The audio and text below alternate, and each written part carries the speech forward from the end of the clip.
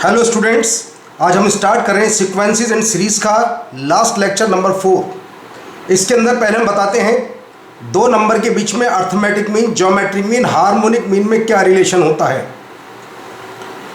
Suppose कीजिए दो number का अर्थमेटिक मीन है, दो नंबर है A and B, A plus B. Geometric mean है अंडर रूट ए बी और हार्मोनिक मीन है 2ab अपॉन ए प्लस बी। तो एक रिलेशन तो आ जाता है G square is equal to A H. ये फॉर्मूला केवल दो टर्म के लिए वैलिड है। अगर तीन टर्म हो जाती है तो फॉर्मूला फेल हो जाएगा।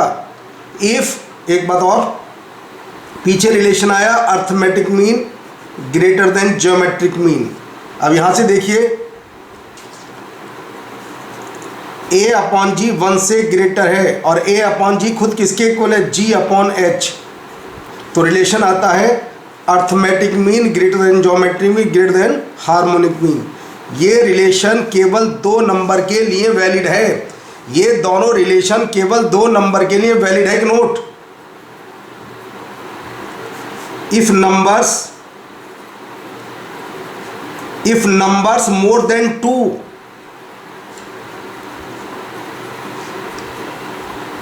then results are valid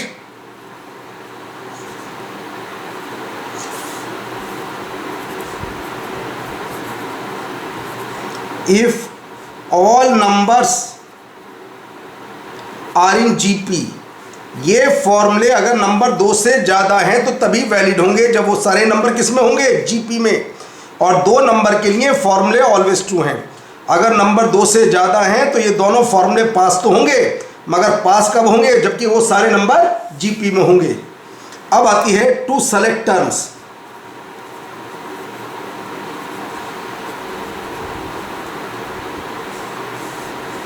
AP के अंदर मान लो मुझे 3 टर्म चाहिए या 5 टर्म चाहिए, 4 टर्म चाहिए, 6 टर्म चाहिए, तो कैसे टर्म सेलेक्ट करते हैं।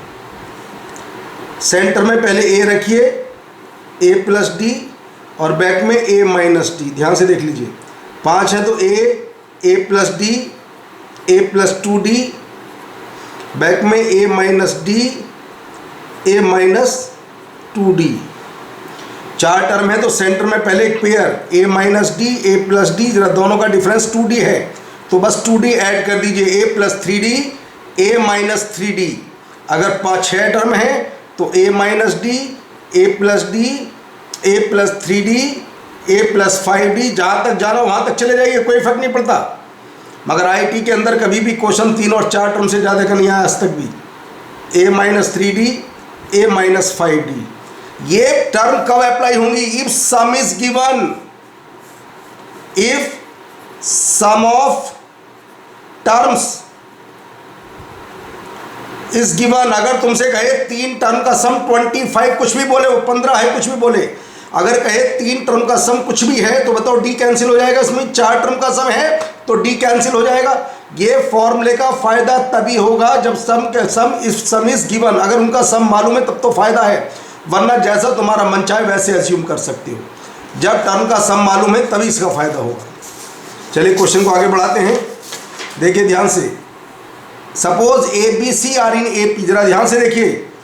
And A square B square C square are in G P, A B से ग्रेटर, बी सी से greater, and A plus B plus C 3/2, then find the values of A C. जरा ध्यान से देखिए, तीनों का सम मालूम है तो क्या करते हैं, टर्म ऐसी मान लेते हैं। ए को तो मान लेते हैं ए माइनस डी, बी को मान लेते हैं ए, और सी को मान लेते हैं ए प्लस डी। क्यों, तीनों का हमें सम मालूम है। मैंने बताया था ए माइनस डी, ए प्लस डी। अब जब तीनों को मैं ऐड करता हूं तो आता है 3a, और तीनों का सम है 3/2। तो जरा ध्यान से देखिए, a आ जाता है 1/2। जब a 1/2 तो a की वैल्यू तो आती है 1/2 माइनस डी, b की वैल्यू है 1/2 और c की वैल्यू है 1/2 प्लस डी। पहले इतना काम तो करना ही होगा। अब जरा एक बात को ध्यान से, a b से ग्रेटर b तो कांस्टेंट है। अब a की वैल्यू 1/2 से ज़्यादा होने के लिए d को कैसा होना पड़ेगा, d को नेगेटिव होना पड़ेगा। अगर d पॉजिटिव हो जाएगा तो रिलेशन रिवर्स हो जाएगा, a less than b less than c बन जाएगा। यहाँ पर ए बी से ग्रेटर, बी सी से ग्रेटर, यह कंडीशन आ गया। अब इसके बाद कहता है and A square B square C square are in GP. जब जीपी में है तो बीच वाले का स्क्वायर दोनों के मल्टीप्लाई के इक्वल, और हम कह सकते हैं प्लस माइनस बी स्क्वायर ए सी। वैल्यू रख देते हैं, b की वैल्यू 1/4, ए सी दोनों का multiply 1/4 minus D square. D negative होगा, डी जीरो नहीं हो सकता, तो यहाँ पर हम कौन सा साइन लेंगे, नेगेटिव साइन। तो डी स्क्वायर आ गया 1/2, और डी की वैल्यू आती है प्लस माइनस 1/√2। मगर हमें वैल्यू क्या लेनी होगी डी की, केवल नेगेटिव वैल्यू, क्योंकि मुझे ए को बी से ज़्यादा लाना है। अब कहता है find the values of A and C. लीजिए ए की वैल्यू 1/2 माइनस डी 1/√2, और सी की वैल्यू 1/2 माइनस 1/√2। ये ए की वैल्यू आती है और ये आती है सी की वैल्यू। नेक्स्ट क्वेश्चन की बात करते हैं। देखिए एग्जाम्पल अगला, ये कहता है ये तीन टर्म एचपी में हैं, तो बताइए एक्स वाई जेड किस में है सॉल्यूशन। थोड़ी देर पहले एक बात बताई थी, तीन टर्म की पहचान a minus B upon B minus C is equal to A upon A P के लिए, A upon B G B के लिए, और A upon C H P के लिए। तो ये एच पी में मालूम है, तो first minus second upon second minus third H P में है, तो फर्स्ट अपॉन थर्ड। तो आता है G x minus Y upon Y minus Z, और ये आता x plus Y upon Y plus Z, और इसको लिख सकते हैं हम x plus Y upon x minus Y, Y plus Z upon Y minus Z, ऐसे लिख सकते हैं इसे हम। अब लगाते हैं कंपोनेंटो एंड डिविडेंडो। ऊपर वाले में नीचे वाला ऐड, और ऊपर वाले में से नीचे वाले को माइनस करके रख देते हैं 2z। सोल्व करके आता है Y square is equal to Z X. तो इसका मतलब क्या है, X Y Z are in G P, X Y Z होंगे जी पी में, यानी कि आंसर आ गया बी। ध्यान से देख लीजिए, जो पॉइंट लिखा गया उससे बाहर पेपर में कुछ नहीं आता, सब कंडीशन उसी की है। अब कहता है ये अर्थमेटिक मीन की बात करता है। If small m is the arithmetic mean of two distinct real numbers L and M, L और N के बीच में M अर्थमेटिक मीन है, तो ये तीनों AP में होंगे नहीं होंगे। तो आ जाता relation 2m is equal to L plus N। Equation number 1 पहले की बात समाप्त हो जाती है। अब यहाँ पर दो से ज़्यादा नंबर है, ये कहता है तीन ज्योमेट्रिक मीन है, तो L G1 G2 G3 N ये किस में हो जाएंगे, GP में। पुरानी वाली बातों को याद करते हैं। G1 को तो हम लिखते हैं जी LR, G2 को LR स्क्वायर, और G3 को LR क्यूब, ये लिखते हैं। G1 को LR, G2 को LR स्क्वायर, G3 को LR क्यूब, ये बन जाती हैं सारी टर्म जीपी के अंदर है। R कॉमन रेशो, R की वैल्यू क्या होगी, पहले R की वैल्यू निकाल कर रख लेते हैं, फिर लास्ट में पुट करेंगे R की वैल्यू। देखते हैं R की कंडीशन क्या क्या आती है, उस कंडीशन के अकॉर्डिंग वैल्यू पुट की जाएंगी।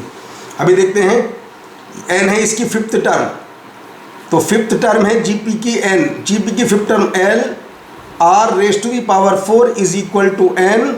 तो लीजिए R की पावर 4 आ जाता है N/L। अब जो कहेगा उसकी वैल्यू पुट करेंगे बाद में। एक तो मेरे पास तीन वैल्यूज़ ये हैं, और एक मेरे पास वैल्यू है इसकी हेल्प से। अब क्या कहता है, फाइंड कराता है G1 की पावर 4 प्लस 2G2 की पावर 4 प्लस G3 की पावर 4, ये शुरू करता है। तो हम एक काम करते हैं जी, या तो वैल्यू पुट कर देते हैं G1 की वैल्यू L की पावर 4, R की पावर 4, G2 की वैल्यू 2, L की पावर 4, R की पावर 8, G3 की वैल्यू L की पावर 4, R की पावर 12। कॉमन आता है L की पावर 4, R की पावर 4 कॉमन आता है, बचता है 1 प्लस 2 आर स्क्वायर आर की पावर 4 और ये बचता है आर की पावर 8, एल की 4 आर की पावर 4, यह आ जाता है 1 प्लस आर की पावर 4 का होल स्क्वायर। कुछ नहीं करना, आर की 4 की वैल्यू है n बाई एल, पुट कर दीजिए 1 प्लस n बाई एल का होल स्क्वायर, तो आ जाता है L N n plus L का होल स्क्वायर, n प्लस और n प्लस एल किसके इक्वल है 2m, एन एल 2m का होल स्क्वायर, तो आंसर आता है 4l m स्क्वायर n, ये इसका answer 4l m square n इसका आंसर आता है 4l m स्क्वायर n, ये इसका, ये फ्रॉम 1 इक्वेशन नंबर 1 से मैंने इसकी वैल्यू पुट कर दी, l प्लस n 2m के इक्वल था। ये वैल्यू पुट करने के बाद ये था जे मेन 2015, जैसा बोलता जाए वैसा करते जाओ। अगर 2 से ज़्यादा टर्म है तो उन्हें आर की फॉर्म में कर लीजिए, क्वेश्चन में फिर कुछ नहीं होता। If P Q R positive real number such that P square, हमें 2 का सम मालूम है, मैक्सिमम मैंने ए एम जी एम का यूज करेंगे, तो देखो A M arithmetic mean greater equal to G M, A M किसका P square plus Q square by 2 greater equal to under root P square Q square, और P square plus Q square 1 है तो 1 by 2 P Q, तो आ जाता है P Q less और equal to 1 by 2। अब कुछ ऐसा सोचें जिसके अंदर p प्लस क्यू हो और पी क्यू दोनों आ जाए, क्योंकि हमें p प्लस क्यू की वैल्यू चाहिए। कैसे निकालेंगे p प्लस क्यू का होल स्क्वायर को फॉर्मूला जानते हैं बस हम केवल, p square plus Q square plus 2pq, ये 1 है प्लस 2pq, ध्यान से देख लीजिए, लेस और इक्वल टू 1 प्लस 2pq कितना 1 बाई 2, तो आ जाता है p plus Q whole square less और इक्वल टू 2। तो बताइए p प्लस क्यू की मैक्सिमम वैल्यू कितनी है, लीजिए p प्लस क्यू की मैक्सिमम वैल्यू है √2, d ऑप्शन सही आ जाता है इसका। इसके बाद बात करेंगे अर्थमेटिक ज्योमेट्रिक प्रोग्रेशन, इसके भी क्वेश्चन कई बार कॉम्पिटिशन में देखे गए हैं पिछले 20 सालों में, अब उसी की बात करेंगे अर्थमेटिक ज्योमेट्रिक प्रोग्रेशन। AGP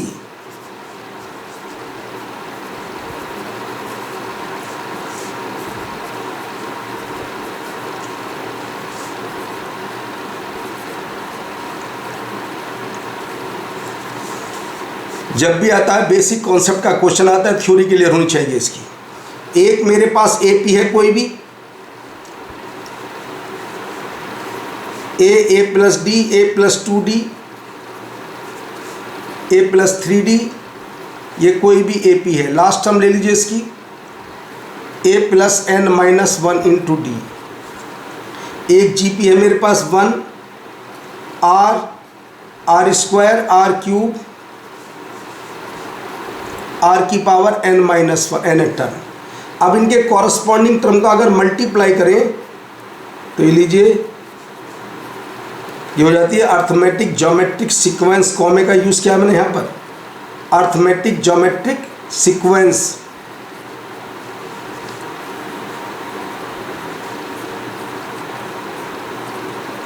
लीजिए अर्थमेटिक ज्योमेट्रिक सीक्वेंस कहलाती है ये। अब इसके अंदर कंडीशन कई बार पूछता है, मैक्सिमम क्वेश्चन के अंदर तो पूछा जाता है कि इसके इनफाइनाइट टर्म का सम फाइंड कीजिए। अलग अलग क्वेश्चन आते हैं किसी भी तरीके से।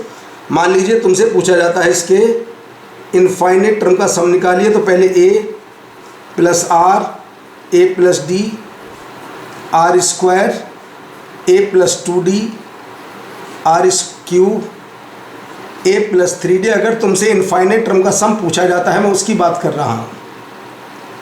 10-15 टर्म का भी सम पूछता है, कभी बहुत सारे टर्म का सम कभी नहीं पूछे, कभी क्वेश्चन करा रहा हूँ मैं। ये कहता है इसके इनफाइनाइट टर्म का, तो कॉमन रेशो क्या है r, दोनों साइड में r से मल्टीप्लाई करके एक टर्म को शिफ्ट मल्टीप्लाई कीजिए यहाँ पर और लिखिए यहाँ पर, मल्टीप्लाई यहाँ पर, यहाँ लिखिए, इसमें मल्टीप्लाई।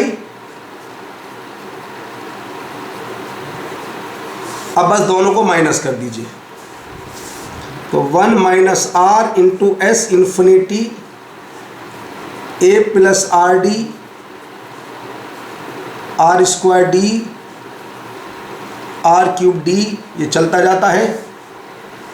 इनफाइनाइट का sum A upon 1 minus R, तो आ जाता है इनफाइनाइट सीरीज का sum A upon 1 minus R plus R D upon 1 minus R का होल स्क्वायर। यह था sum infinite A G P के इनफाइनाइट टर्म का सम निकालने का प्रोसीजर। वरना 10-12 टर्म से ही काम चल जाता है पेपर में, कॉमन लेकर के आंसर डायरेक्ट आता है जब भी कोई ऐसा क्वेश्चन आएगा पेपर के अंदर। अब एक बात और बता देते हैं, अगर जीपी के टर्म हमें 3 टर्म सेलेक्ट करनी है, 3 टर्म 5 टर्म जीपी के अंदर और 4 टर्म 6 टर्म। एक बात और, अगर जीपी के अंदर 2 सेलेक्ट टर्म करनी है तो क्या, पहले ए लीजिए, आर का मल्टीप्लाई आर का डिवाइड, 3 टर्म जीपी में ऐसे मान 5 टर्म, आर का मल्टीप्लाई करते जाइए और बैक में आर का divide A upon R square. अगर 4 टर्म की बात करें तो सेंटर में एक पेयर लेना, पहले ए अपॉन आर स्क्वायर का मल्टीप्लाई करते चलिए, आर स्क्वायर से डिवाइड करते चलिए। 6 टर्म है, ए अपॉन आर स्क्वायर से मल्टीप्लाई कीजिए और बैक में आर स्क्वायर से डिवाइड करते चलिए, A R cube A upon R की पावर 5। मगर ऐसा कब करेंगे, if product of terms is given. अगर तुम्हें टर्म का प्रोडक्ट मालूम है तभी इसका फायदा, वरना इसका, क्योंकि जब मल्टीप्लाई करते हैं तो आर कैंसिल हो जाता है, ए बच जाता है केवल। अगर तुम्हें सभी कहे 3 terms are in GP whose product is, कुछ भी बोल दे 2 to 5, तो हमें क्या करना हो, तीनों का मल्टीप्लाई, तो उसके लिए ये वाली टर्म सेलेक्ट की जाती हैं अगर उनका प्रोडक्ट तुम्हें मालूम है। आते हैं क्वेश्चन, देखिए इस टाइप का question, the sum to infinite of the GP series of the series infinite 1 + 2, सही रूप में लिखें 1/3, 6 1/3 का स्क्वायर, 10 1/3 का होल क्यूब, 14 1/3 की power 4 up to infinity. Common ratio कितना है, 1/3 से मल्टीप्लाई कर दीजिए दोनों साइड में। क्वेश्चन 2009 का आया हुआ है, 1/3 से मल्टीप्लाई करेंगे, लिखेंगे इसमें करेंगे तो एक टर्म को शिफ्ट करेंगे, 2 1/3 का स्क्वायर, इसमें करेंगे 6 1/3 की होल क्यूब, 10 1/3 की पावर 4। बस अब दोनों को माइनस कर देते हैं,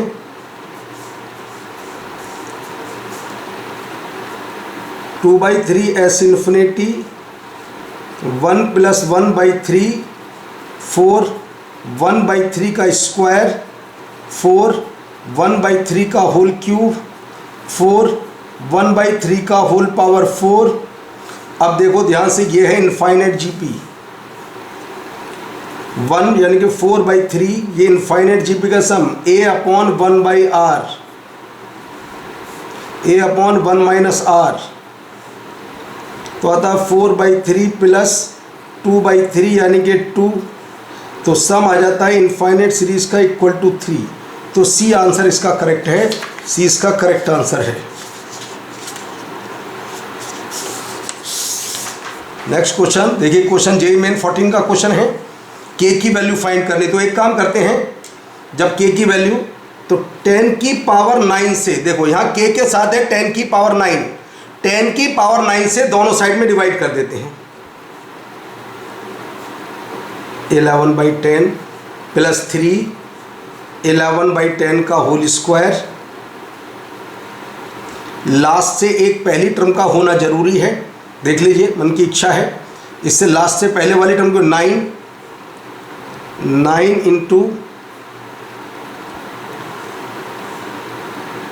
11/10 की होल पावर 8 और 10 लीजिए, क्योंकि जब एक टर्म को माइनस करेंगे तो एक टर्म की दिक्कत आएगी, तो इससे जस्ट पहले वाली टर्म क्या होगी, इससे जस्ट पहले वाली 9 × 11 की पावर 8 है, तो मैंने दोनों साइड में 10 की पावर 9 से डिवाइड किया। तो बस अब कॉमन रेशो से मल्टीप्लाई करके दोनों को माइनस कर देते हैं। इसमें मल्टीप्लाई करेंगे, लिखेंगे यहाँ पर 11/10, इसमें करिए 2, 11/10 का स्क्वायर, चलते रहेंगे ऐसे ही। इसमें करेंगे 9, 11/10 की होल पावर 9 प्लस 10, 11/10 की होल पावर 10। अब जरा दोनों को माइनस करने का टाइम आ जाता है, दोनों को माइनस कर देते हैं। तो -1/10 के 1 प्लस 11/10, 11/10 का स्क्वायर, 11/10 की होल पावर 9 और माइनस 10, 11/10 की होल पावर 10। ये देखिए जीपी है, कितने टर्म है इसके अंदर? 10 टर्म है। 11/10 की 1, 2, 9 और एक एक्स्ट्रा, और कॉमन रेशो एक से ज़्यादा है। 11/10 की होल पावर 10 -1 अपॉन 11/10 -1 माइनस 10, 11/10 की होल पावर 10। सिंप्लीफाई करते हैं, 10 से मल्टीप्लाई कैंसिल हो जाएगा, तो ये आता है -10 सोल्व होकर के। तो k की वैल्यू आती है 100, और 100 का आंसर है इसके अंदर ए इज़ करेक्ट ऑप्शन। ये था JEE मेन 14 का क्वेश्चन। अब इस टाइप का क्वेश्चन और देख लीजिए। अगर इस टाइप का पेपर में कोई क्वेश्चन आता है तो इस टाइप के क्वेश्चन करने की टेक्निक क्या होती है? जो इस टाइप के क्वेश्चन होते हैं, ऐसे क्वेश्चन की कोई थ्योरी नहीं होती, कंडीशन नहीं होती। पहले देखिए, जो स्क्वायर वाली टर्म है उन सबको एक साथ कर लीजिए और एक साइड में शिफ्ट कर दीजिए। 2 to 5a square plus 9b square plus 25c square minus, इधर शिफ्ट कीजिए, 45ab minus 15bc minus 75ac equal to 0। इसको हम लिखते हैं होल स्क्वायर की फॉर्म में। 15a का स्क्वायर, नॉर्मल क्वेश्चन होते हैं, इसकी कोई थ्योरी नहीं है बिल्कुल भी, नॉट परफेक्ट स्क्वायर वाले क्वेश्चन होते हैं। 5c का होल स्क्वायर, देखो क्या इन दो का मल्टीप्लाई तो नहीं है? बिल्कुल है, तो लिखे 15a इंटू 3b। फिर आता है 3b इसके दोनों का मल्टीप्लाई 5c। फिर आता है तीसरे और पहले का multiply 5c into 15a equal to 0। एक फॉर्मूला याद है, नहीं देख लेता हूँ, चेक कर लेता हूँ। ये देखिएगा, एक फॉर्मूला था a square plus b square plus c square. अगर याद नहीं है तो याद कर लेना। ऐसे क्वेश्चन की अप्रोच यही होती है, 1/2 a minus B whole square plus b minus C whole square plus c minus A whole square, ऐसे होते हैं। ऐसे क्वेश्चन की अप्रोच ये वाली यही फॉर्म है। तो वह लिख देते हैं 1/2 फर्स्ट माइनस सेकंड का whole square, second minus third का whole square, third minus first का होल स्क्वायर, ये 0 है। 3 स्क्वायर क्वांटिटी का सम 0 कब होगा? जबकि वो तीनों अलग अलग 0 होंगी। 15a minus 3b 0, 3b minus 5c 0 और 5c माइनस 15a 0। तो आता है जी b आता है 5a और c आता है जी 3a।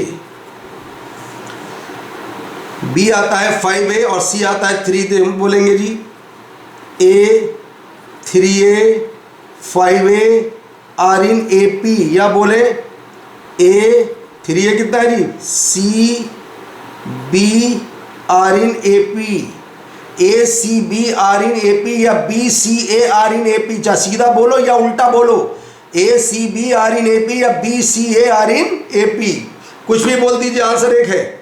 b c a are in AP, चाहे देखिए बीच का डबल दोनों का सम में इधर का उधर कोई इफेक्ट नहीं पड़ता। तो b c a are in AP आ गया सी ऑप्शन। तो आज चैप्टर बंद होता है। ये था सीक्वेंट एंड सीरीज वाला चैप्टर। अब अगली क्लास में बता दिया जाएगा कौन सा चैप्टर स्टार्ट होगा।